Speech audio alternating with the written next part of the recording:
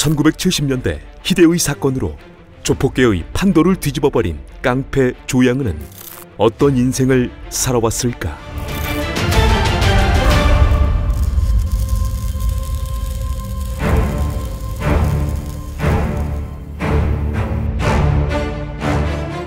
(1950년) 광주 출생인 조양은은 넉넉한 집안에서 머리 회전도 빠르며 유난히 말을 잘하는 아이로 성장했고, 그의 부모님은 조양은이 공부를 했으면 하고 과외까지 시켜보았으나 그는 불량한 쪽으로 엇나가게 된다. 조양은은 어린 시절부터 태권도와 합기도 등을 배우며 자신만의 기술을 개발해 싸움질을 했고, 그로 인해 중학교 시절부터 소년원을 드나들어야 했으며, 이를 보다 못한 그의 부모님은 서울로 보내면 좀 나아질까 싶어 서울의 한 고등학교로 편입시켜 생활하게 해보지만 바뀐 건 없었다. 서울에서도 조양은은 틈만 나면 싸움을 하여 결국 편입한 학교에서도 퇴학을 당하게 되고, 이후 1967년경 광주로 다시 내려온 그는 어린 시절부터 같이 몰려다니던 이들과 화신 8인조라는 조직을 결성하게 된다. 그렇게 자신의 세력을 구축한 조양은은 당시 광주의 큰 조직인 충장로파 두목의 눈에 들어 행동대장 노릇을 하다 1969년경 자신을 따르던 이들과 서울로 진출하게 된다. 조양은이 상경할 무렵 서울의 주먹세계는 1950년대 명동을 장악한 이화룡의 행동대장 출신 신상현의 신상사파가 장악하고 있었고, 호남 출신의 주먹들은 그들 사이에서 호남파, 호남연합파로 불리며 1960년대 중반부터 서울에서 세력을 구축한 상황이었다.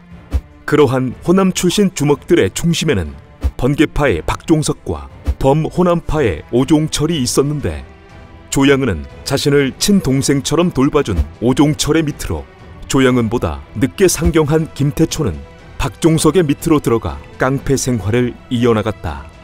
그렇게 호남 주먹들은 서울에서 나름대로의 세력을 구축했으나 오랜 시간 서울을 장악해온 신상사파에는 늘 밀렸었는데, 1970년대 중반 업소의 관리 정도를 하던 행동대장 조양은이 서울 조폭계의 판도를 뒤엎어버리는 사보이 호텔 사건을 일으키게 된다.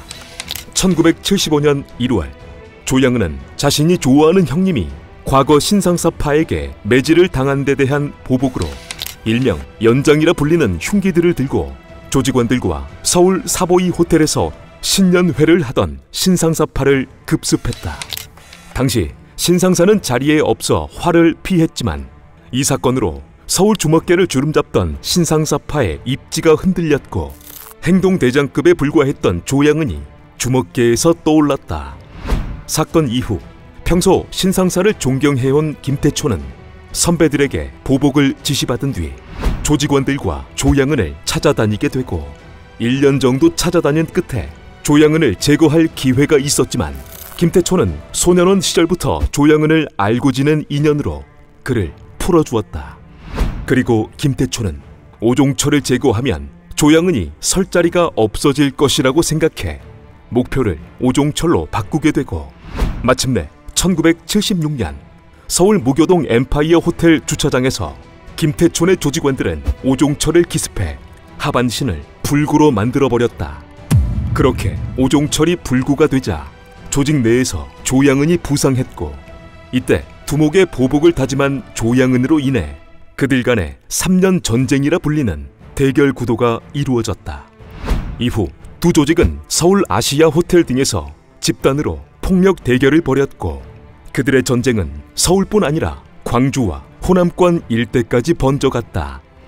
이듬해인 1977년 조양은은 사보이 호텔 사건으로 숨어 지내다 광주에서 붙잡혀 서울로 압송되었고, 같은 시기 김태촌도 신민당 전당대회 강목 사건으로 구속되었다.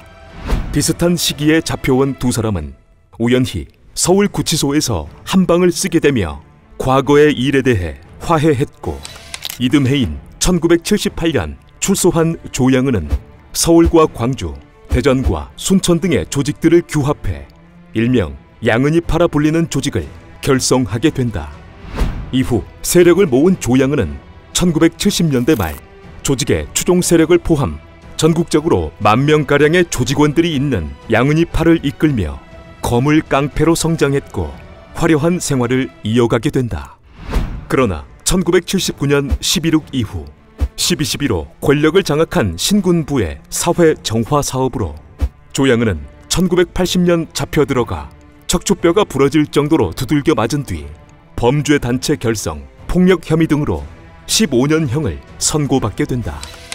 그렇게 옥살이를 시작한 조양은은 대전과 공주, 순천 등에서 수감 생활을 하며 전국의 주먹들과 친분을 맺어 그의 이름은 더 유명해졌고 공주 교도소에 있을 때는 지도 반장이 되어 특권을 누리기도 했다.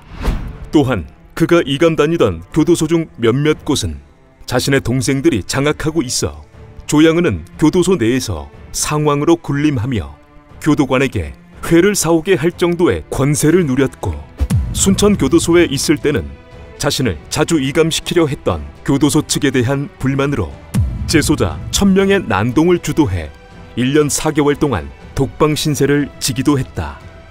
1995년 3월 옥살이를 마친 조양은은 마중 나온 100여 명의 부하들에게 인사를 받으며 출소했고 당시 언론에게 그는 신앙인으로서 새 삶을 살고 조직을 해체할 것이라는 말을 전했다.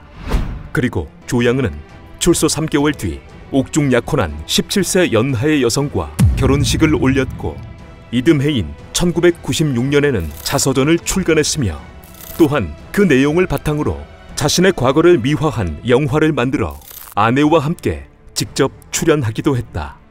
이 외에도 조양은은 방송과 신앙 간증을 다니며 참회하는 듯한 모습을 보였으나 같은 해 11월 그는 출소하며 했던 말과 달리 한 기업의 회장에게 2억 원대 스키 회원권을 갈취한 혐의 등으로 구속되어 2년간 옥살이를 하게 된다.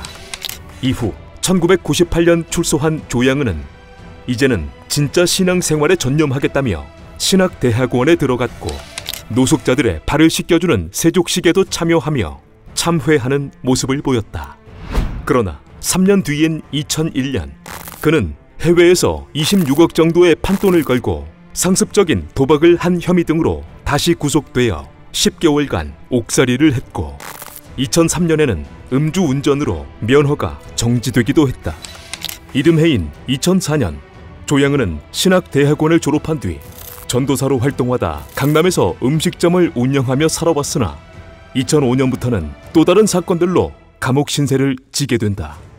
2005년 그는 역삼동의 한 주점에서 자신의 후배가 말대꾸를 한다며 재떨이로 후배의 이마를 내리쳐 전치 3주에 상해를 입힌 혐의로 구속 기소되었고 2달 만에 보석금을 내고 풀려나기는 했지만 결국 보석이 취소되어 1년 6개월간 다시 옥살이를 해야 했다.